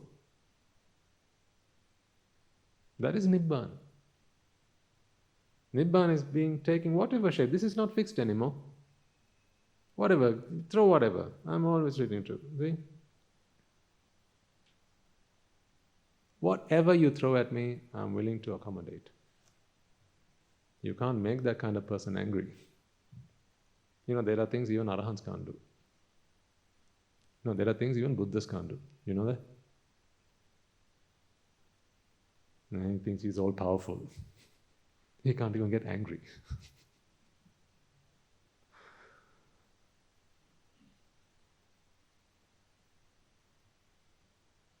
It lies in the impossible range for an arahant or a Buddha. Anger is an impossibility. Lust is an impossibility. Tension, stress, they're impossibilities.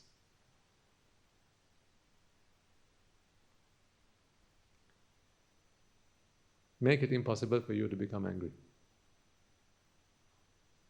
Yeah, anger hurts you more than it hurts the other person outside, doesn't it? Yeah. It's like a hot rod. The Buddha gives this analogy. What a beautiful analogy it is. When you're angry and you attack someone, it's as if picking a red hot rod and trying to stab it at someone or attack someone with it. Who got hurt first? And who's holding it with all their force? You. What a wonderful analogy that is. Wonderful metaphor. Become someone who is incapable of becoming angry. And you can. It's all within our reach, folks, because Nibbana is there with you. As I said, don't go looking for Nibbana. There are no specific configurations of Nibbana. It's not out there. It's here. See? Your ability to be like this, always able to accommodate whatever, that is your Nibbana. Always willing to change because the world outside is always changing. If you remain fixed and expect that configuration from the outside, then only those things can keep you happy. Everything else in this world is going to destroy your peace of mind. That is what has been happening to you in your lives. That is the story of your life, isn't it? In a nutshell. Every time you cried, go back in your memory lane. Think about the last time a tear jerked out of your eye. It wasn't a happy tear. Every time you lost your cool.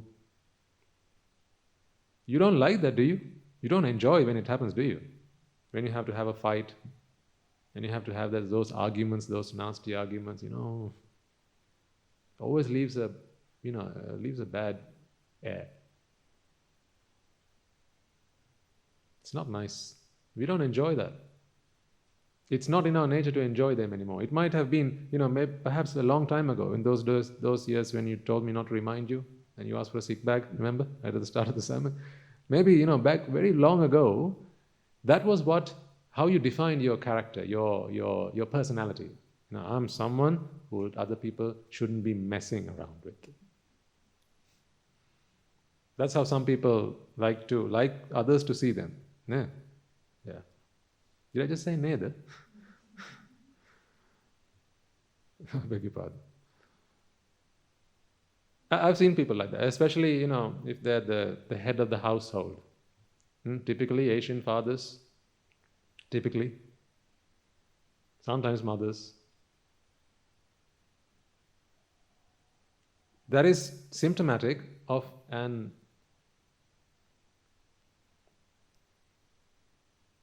inferiority complex. When the mind believes that I am less than others, it attempts to show off that it is more than others by suppressing others. When the mind believes that I'm actually less than others in whatever way, there could be authority, could be power, could be respect. It could even be a physical, handicap, right? Could be a physical handicap, because when you identify yourself with this body, and you think, if you're a short person, for instance, I say if you're unusually short, say you're a dwarf, for instance, right? I'm not saying this is symptomatic for everyone. I'm just saying, if there are people who have a physical attribute that they are not happy with, it doesn't bother anybody else. That's the thing. That's the funny thing about it.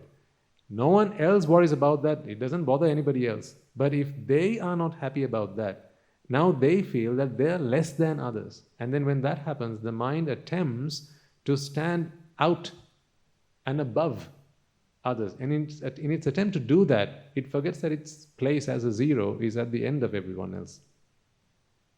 It tries to put itself in front of everybody else. This is what we see most of the time, domestic violence. As I say, locking them up in prisons is not the answer to any of these problems. I wish people came and asked us what to do about it. Domestic violence happens a lot because the husband, especially most of the time it's the male partner. It can also be the female partner, right? But typically it's the male partner.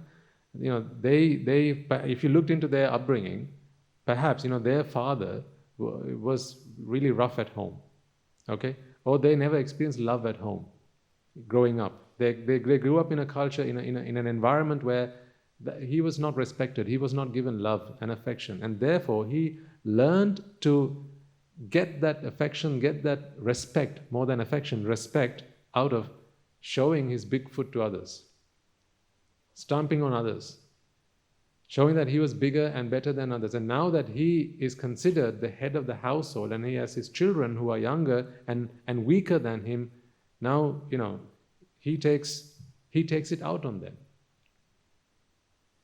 And in doing so, he feels that he is superior. Any effort, any attempt to make yourself feel superior should be telling you loud and clear that you have an inferiority complex problem. Any attempt to make yourself feel that you are superior to others. Even if you're trying to show off.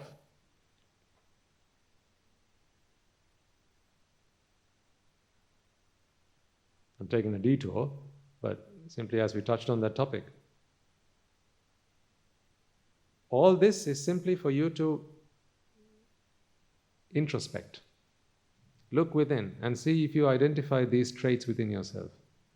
Then what do you have to do? Run away?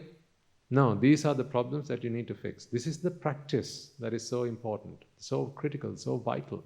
This is the practice I'm talking about. Simply coming along and listening to a sermon and then going back and just attending to your responsibilities, duties and chores is not going to do this for you. What needs to happen is take this Dhamma, think about the problems you have. This is why we have those afternoon sessions on a Saturday where you can actually ask those questions. Ask as if you're asking on behalf of somebody else. It doesn't have to be, a personal confession.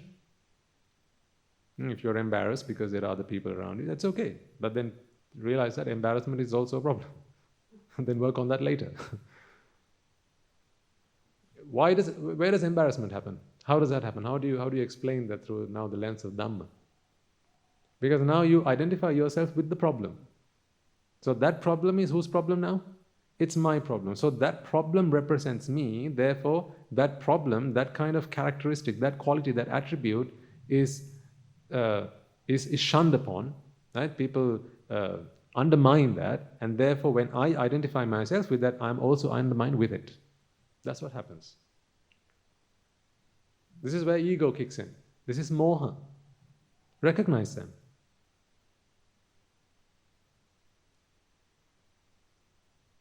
If you are among the weak and you try to show off that you're more than them, if it's to impress them in the hope that they will go on to achieve greatness, that's not what I'm talking about. Let me give you a simple example. I'm going to make one up, okay? But hopefully this can help you to understand. Let's say, for instance,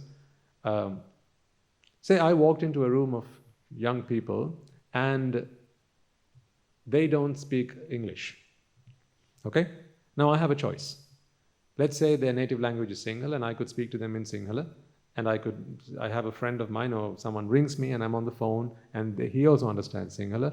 I could, if I wanted, to speak to them, the other person in Sinhala or to my friend in Sinhala, and everyone would understand what I'm talking about. And because it is considered rude, isn't it, in society to be speaking in a language that other people don't understand? You got to ask the question, why? Because if it does not relate to them, who cares what language you speak in? Say, for example, I'm talking with this Buddha about what we're going to be doing this evening in a language only he and I understand. But if you don't understand that language, that's considered rude. You got to ask why. Take a moment to think about why that is considered socially rude. And I'm not going to say, let's not make it rude anymore, let's all do that. Fine, it's rude. Let's, no arguments about that. Okay, it is rude, so let's not do that. But what I'm asking you to do is intellectually start thinking about, why do you think it's rude? Because people in the room feel that they might be talking about me. Yeah. And when someone's talking about you and you don't know what it is they're saying, It may be that they are undermining you, or maybe they're criticizing you, maybe they're mocking you. Those things are not nice things to think. But we are talking about what we're going to be doing this afternoon. So who's the mocker now? Yeah. The mocker is doing the mocking. Now I have to ask mocker tether.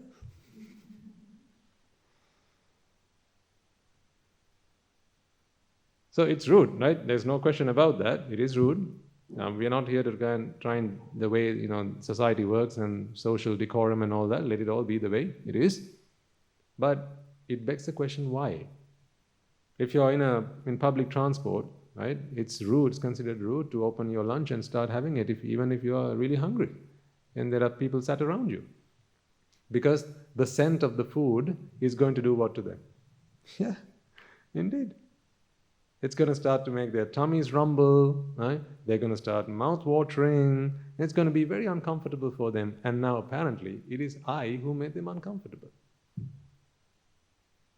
So I have to bear my hunger. So the sufferer has to continue suffering. Because they who need to change are not willing to. So, please, don't eat when you're out there in the public, in public transport, whatever, right? Because it is offensive. Let's agree and abide by those rules. Let's adhere to them, no problem. But you've got to think why. Why is it rude to speak in a language that other people don't understand when you're in their presence?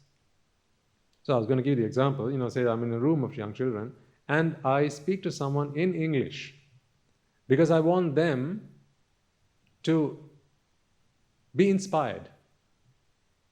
I want them to feel, maybe I also can be like that. I also want to become someone who can speak in English. I'm giving a very lay and very materialistic example, just so everyone can understand, right? But let's say that's not your intention. I've seen some people do that.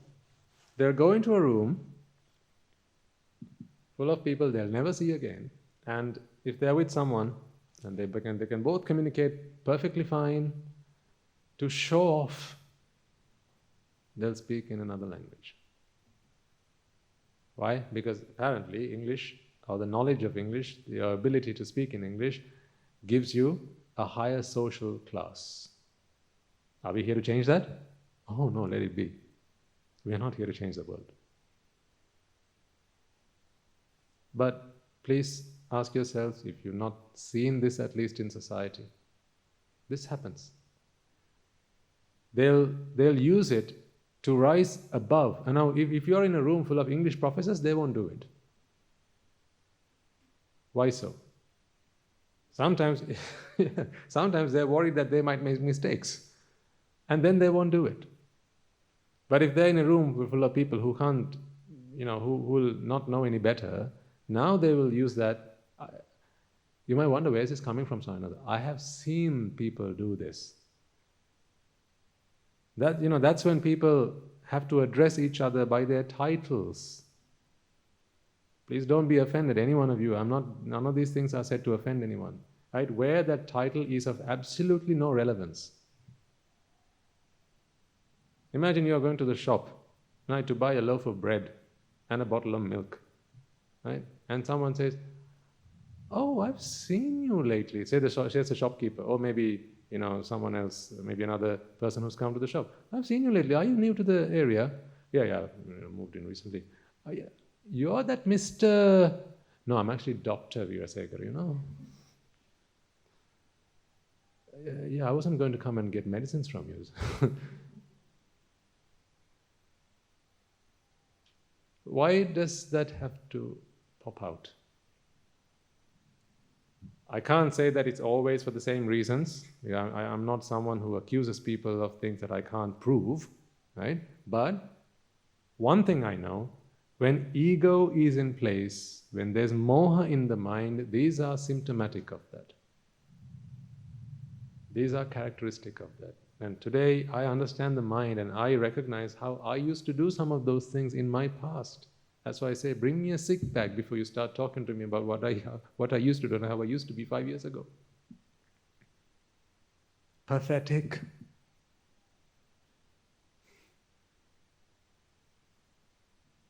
quite literally pathetic.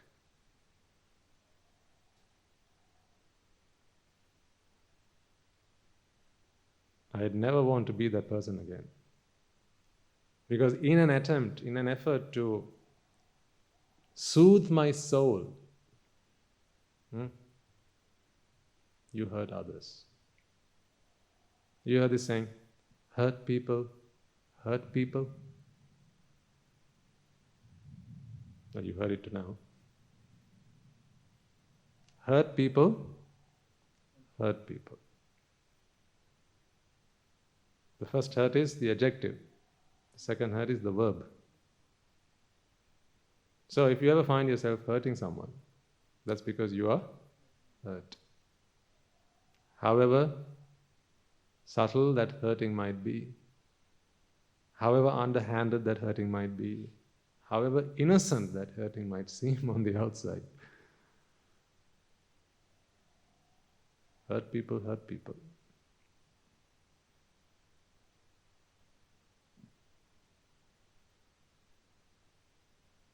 So, find out if you are a hurt person. Look within. This is what you need the Dhamma for. This is a practice. It's what I've been saying right from the start. This is a practice. Practice, practice, practice, practice, practice. A million times practice the same thing. Not practice a million things once. There is no consistency in that. That is why consistency takes a huge place on this path. To be able, the ability to do it over and over and over again. That is why you come up to me and say, Swaminathan, I want to be a monk. Right, 10 years, wash that toilet and do nothing more. What I want to see is whether that person can do one thing a million times. If they can do that, they can do this. Because it's the same attitude. How you do anything is how you do everything. So that attitude is what's important.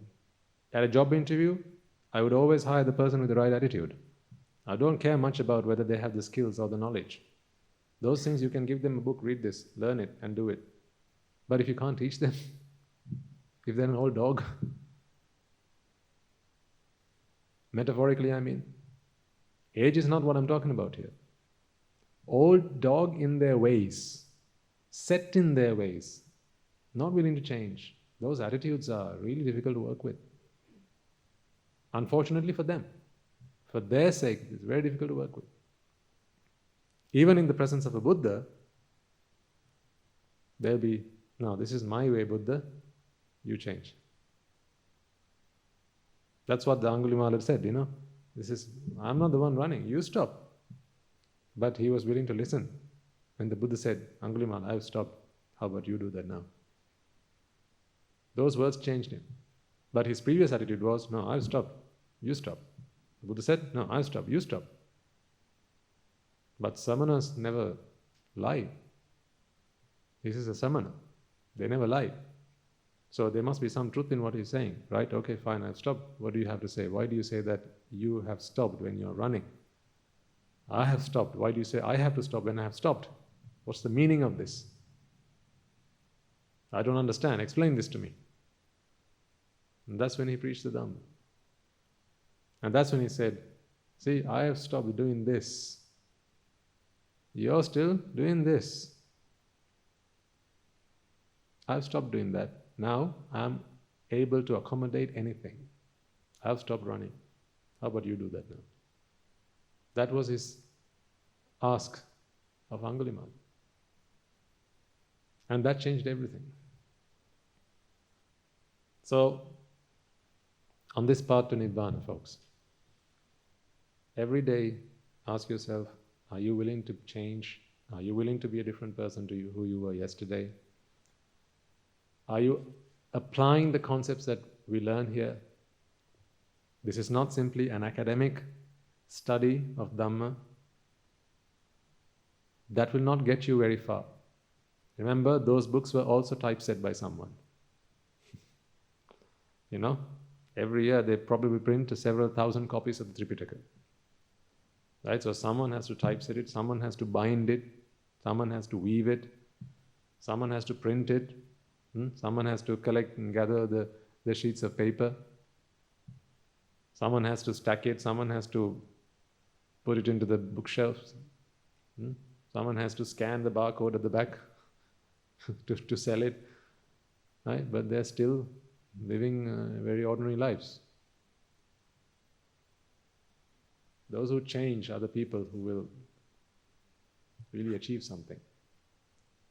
So whatever we learn here, whatever we take from here, it's so important that those things are put into practice. And what do I mean by putting into practice? One last time, is wherever you find these situations where this happens or this happens, this will bring you pleasure, this will bring you pain. Recognize that either way, you are bound to this world. You have made yourself susceptible to the things that happen in this world, and therefore your pain and your pleasure are now completely in the hands of the world outside. Whereas if you take that authority over to you, the way to empower yourself is to become someone who is willing to accommodate. No matter what comes, you change. The day you achieve that, now you can no longer be made happy because you are already happy. Remember, one last thing. A happy man never smiles.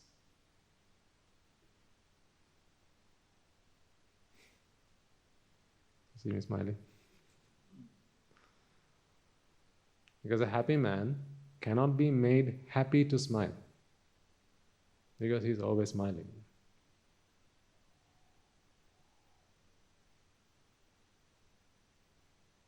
If you are unhappy, I can make you smile, I can make you happy, but you've already lost. So even before we start, you've already lost. So don't be someone who's defeated and then I have to come along and pick you up and get you to stand on your feet again. Be someone who doesn't fall.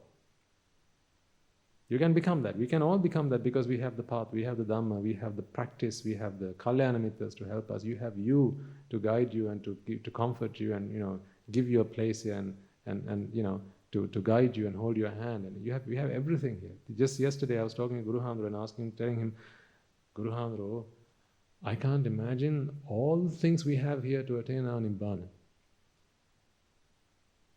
No, this is like, I said, I feel like this is the Nibbana supermarket. Anything and everything you need under the sun to attain Nibbana, we have it here, Guru Hamru. And we have teachers to keep a watchful eye over us and always point out where we go wrong. We have the Valley Maluas, where we can spend time and make sure we put things into practice and reflect on that. And in the Valley Malu we have the Dhammapada stanzas all around the walls, always reminding us what the Buddha taught. In no uncertain words, very clear, sharp focus. Do this, monk, and you will free yourself. Don't do that, monk, and you will forever put yourself into suffering. We have the books we can read. We have noble friends always keeping a watchful eye over us. If you just count the pieces of advice that is given in this monastery in one day,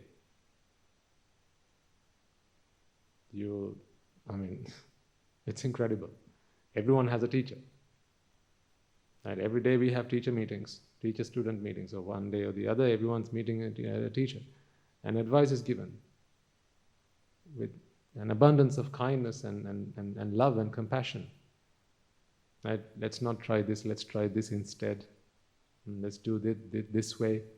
How about instead of asking for another one of these, maybe you adjust yourself a little bit more so you can become more accommodating of whatever.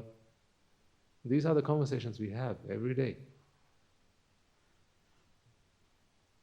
And some things we don't have, which we are even more pleased about. We don't have a TV. We don't get the newspapers. We don't know what happens outside. We don't go to the cinema. We don't listen to the radio. So there's no nonsense that fills our two holes on either side of our brains. We're just immersed in noble companionship. And then We have our most loyal devotees who make it their life's ambition to make sure that if there's anyone who is so focused on Nibbana, then we will make sure that they get to travel that path in the hope that we will also be able to do the same. That's why whenever I transfer merits, I always remind you, for the sake of merits you do this. This is not you being subservient to anybody. It's not like, I don't think that you have a duty to feed the monks or anything like that. It's not, I don't see that as how the dynamic should work. It is simply an understanding of the concept of give and you shall get. Because that's the way the universe works. We can't change that. The reason I've gotten something today was because I've given something. And the reason I'm still giving is because I want to get more of the same things. That's why I come here and do the sermon. For two things. One, I want to free minds from suffering. Not you. I want to free minds from suffering. And two, I know what I give is what I shall get. So I know my teachers will be compassionate towards me, they will guide me, they'll look after me, they'll teach me. Not because they know I'm preaching and sharing the Dhamma, because you don't need to know that for that to happen. When there are merits, then you get the rewards. No one needs to watch you doing the good things. And that's another thing to get into our minds. When you're doing something good, when you're doing a meritorious deed, no one needs to see you doing it. Because it's not someone's knowledge of you being a good person that compels them to be good to you. That's not how it works. See, some Swaminahan says, you will never have met. But if they come to you with an alms bowl, what would you do? You still offer alms, wouldn't you? So you don't know what good he's done, but those are merits. And the same way, you and I, perhaps some of you we've met for the first time, but I'm sat here, preaching my heart out to you. In the hope that you can understand this, you'll absorb it, you will get it, and you will free yourselves. We've never met before, but you have earned the right to be here. Never in life do we get what we want, we only get what we deserve. And what we deserve are things we have earned. There's no such thing as a free lunch, and I agree to that wholeheartedly. Nothing is free in this world. Everything we have to earn. And that's how it should be, I think. Because then we get to decide what we want to earn. No one comes and throws their rubbish on us or their trash on us, right? We get to decide what we want to earn. Isn't that good? If you want this, you work for this. If you want that, you work for that. If you want Nibbana, you work for Nibbana. If you want to go to the heavens, you work for that. That's how it should be. So whatever you want, you can work for that. So it's a free world. That freedom of choice is good. But the pitiful thing is, although everyone wants and strives for the freedom of choice, hardly anyone wants the choice of freedom. That's the funny thing about it. What's more important, do you think? The freedom of choice or the choice of freedom? I'm here to give you the choice of freedom. It's again a choice. You don't have to choose freedom. It's a choice. But all these years, all this while, you never chose freedom because you fought for the freedom of choice. You fought for the right to choose. I want to be able to choose. That's why I need my money, and that's why I need my people. That's why I need my staff. So I can choose. I need to be able to go out. So don't lock us in. Lockdowns and this thing and that thing. I want to be able to go out and get what I want, be what I want to be, go where I want to go. Give me that freedom of choice. All our lives we fought for that. But hey, now we realize what's more important is the choice of freedom. Because without that choice, every other choice is a meaningless choice. Right? That's all your merits for today. Right, let's do a transfer of merits. Remember, transferring merits is also a meritorious deed. So right from the moment you step into this monastery, folks, there's not an opportunity for you to engage in anything unmeritorious. Right? If you're conscious and if you're careful, then everything you do will simply earn you merits and lots and lots and lots of merits. You've already chosen to spend your day here, so make the most of it. right? Otherwise, pack up and leave. If you've chosen to spend your day here, then make the most of it. That's why I don't like it if I ever spot someone falling asleep in a sermon, because I know they've already committed a huge part of their lives to come and be here. Sometimes their children have had to make a sacrifice, their husbands have had to make a sacrifice, their wives have had to make a sacrifice, their homes, their friends, their relations have had to make a sacrifice. Sometimes their work has had to make a sacrifice. But you're here. So when you're here, make sure that sacrifice is worth it. And then engage in as many meritorious deeds as possible. Look after each other. Make sure that the other person has what they want before you make sure you have what you want. Have they eaten? Do they have a glass of water? Do they have somewhere to sit? Are they comfortable? Do they know where the toilets are? Especially if you have someone near. I know this is teaching you to suck eggs here because you do it better than anyone does. I'm just saying, this is how we operate here. We always look after each other. Because we do it, we know when we look after others, they look after us. Who's they? Doesn't have to be they, the universe. That's how it works. So, whatever merits we have earned today, let us take a moment to transfer it to all those who are deserving of it. Let us take a moment then to transfer all the merits that we have acquired by making offerings to the infinite virtues of the Noble Triple Gem, chanting Pirit, listening to the Dhamma, and engaging in various meritorious deeds. First and foremost, by reminding ourselves how incredibly fortunate we are to be in receipt of the Lord Buddha's teaching. And with immense gratitude, let us transfer these merits to the bhikkhus and bhikkhunis, upasakas and upasikas, who since time immemorial have protected and preserved the sublime teachings of the Buddha and passed it down through the generations of the noble lineage in the form of the Tripitaka, which is thankfully available to us today to study, understand, and comprehend the Dhamma. Let us transfer the merits we have acquired to all members of the Mahasangha present throughout the world, including the chief prelates of all of the chapters who dedicated their lives to the noble path and have committed themselves towards the betterment of all sentient beings. Let us not forget that among them are the monks and nuns resident in your local temples and nunneries who have always been by your side through thick and thin, come rain or shine. Let us transfer these merits to Guru Swami Mahanse as well as all the teachers resident at the monastery, as well as the Anagarika and the Anagarika communities attached to the monastery. Let us take a moment to transfer these merits and express our gratitude to those who make great efforts to disseminate the teachings of the Buddha, be they by transliterating these talks, sharing them out with others, or inviting others to join them. And may, through the power of these merits, if any of them have been born in the woeful planes, they redeem themselves and be born in the blissful plane.